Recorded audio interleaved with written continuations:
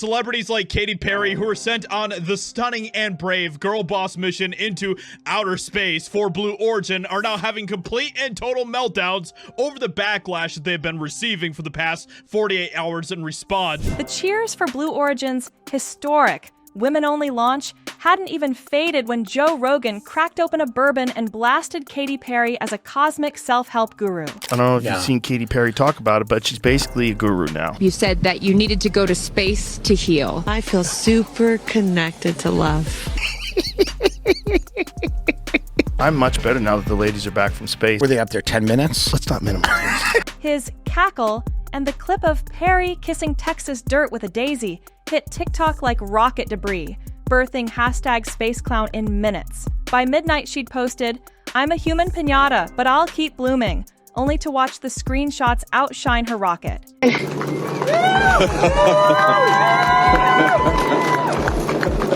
Katy! Woo! In 11 real-time minutes, a supposed feminist milestone turned into the internet's hottest roast, and the fallout is still climbing. Here's what actually happened beyond the memes. On April 14th, 2025, Blue Origin's New Shepard booster NS-31 lifted off from Van Horn, Texas. 6 women, journalist Gayle King, Bezos' fiancée Lauren Sanchez, engineer Aisha Bowe, civil rights advocate Amanda Nguyen, film producer Carrie Ann Flynn, and, of course, Katy Perry, climbed past 100 kilometers, floated in microgravity for barely 4 minutes, and parachuted home to the West Texas desert. The capsule was fully automated. Nobody touched a single thruster. 1, 2, 3, take us space! Woo! Behind you, look right behind you. Okay, you it up there. Flint, I got you. I got you. Katie's face says it all, right there. In fact, the ride traced almost the same trajectory Alan Shepard pioneered in 1961, except this time, the seats were upholstered for comfort, and the soundtrack was Perry humming "What a Wonderful World." From ignition to touchdown, 11 minutes, door to door. Rogan's sarcasm struck a nerve partly because the timing was ruthless. MSNBC was still replaying slow-motion footage of the crew high-fiving when his clip went viral. Fans stitched it with Perry's post-landing kneel and kiss moment, adding captions like, "When the roller coaster stops at Disney," and "Guru Perry achieving enlightenment level 1. Within 48 hours, #SpaceGuru trended in 12 countries. Perry tried humor first, tweeting a photo of her spacesuit above the line, "Zero Gravity," but the avalanche kept rolling.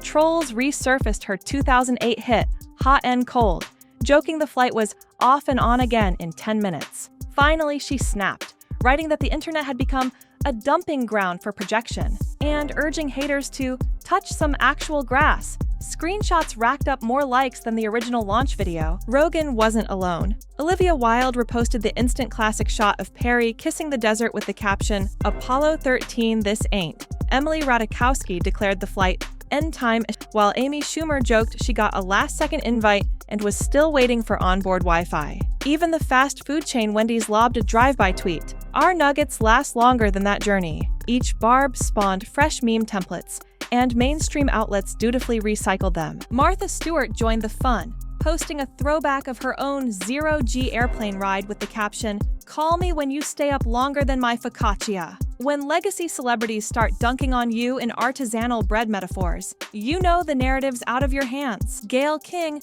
never shy of a hot mic, jumped into CBS Mornings to set the record straight. "Please don't call it a ride. This was a journey." She insisted the mission would inspire girls who didn't realize space was an option. Critics, she claimed, were belittling women's dreams. Sanchez backed her up, inviting skeptics to visit Blue Origin's factory. See the passion before you judge the mission. Perry pivoted to vulnerability. On tour in Mexico City, she addressed 50,000 fans. Dreams look ridiculous until they don't. And yes, sometimes they take only 11 minutes. The crowd roared, but outside the arena, op-eds rolled in questioning whether inspiration can be bought. Meanwhile, engineer Aisha Bowe highlighted microgravity seed experiments the women carried, and Amanda Nguyen pointed to radiation sensors that will feed climate monitoring databases. their calm science talk barely registered in the meme-strewn aftermath. Think pieces soon split into camps. The Guardian called the flight empowerment cosplay, arguing that real progress relies on scholarships and lab funding, not billionaire fun runs. Jessica Chastain echoed the sentiment, labeling the launch the utter defeat of American feminism. On the flip side, former NASA spacewalker Mike Massimino praised any event that makes kids stare at the night sky and wonder. The tug of war over what counts as feminist victory turned the capsule into a cultural Rorschach test. Adding fuel to the gender debate was the age-old title question. In 2021, the FAA stopped issuing commercial astronaut wings, promising only a website shout-out for civilians who break 50 miles but perform no safety-critical tasks. Under that rubric, the NS-31-6 are officially spaceflight participants. Blue Origin, for its part, handed them bespoke metal wings and tweeted, "Welcome astronauts." The semantic tug-of-war framed headlines for days, reminding viewers that status symbols in space can be as contested as ones on Earth. Numbers didn't help the optics. Reuters dug up Blue Origin fine print showing wannabe passengers must wire a $150,000 refundable deposit just to start the ticket process. Pocket change for Perry, life-changing money for most. Analysts estimate a single New Shepard launch burns through about $1 to $3 million in costs, not counting environmental externalities. Recent studies warn that the soot from suborbital rockets could warm the stratosphere by up to 1.5 degrees Celsius within 2 decades if space tourism keeps climbing. Critics see a joyride for the elite, paid for by everyone breathing the same air. The politics behind the booster don't soften the glare.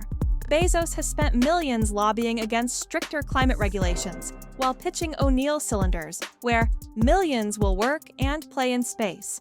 To many observers, the symbolism is hard to miss. Escape the mess, sell the view.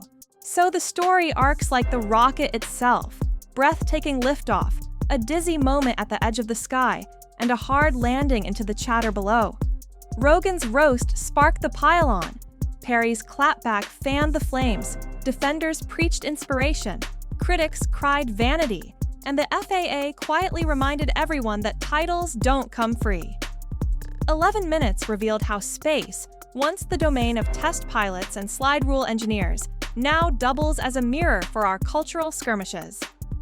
The question that lingers isn't whether Katy Perry touched the stars, it's whether the rest of us felt any closer to them when she did. Did the stunt lift our gaze or just prove that ego, like gravity, never really lets go? The next launch will tell, provided we're still watching the sky and not just the comment section.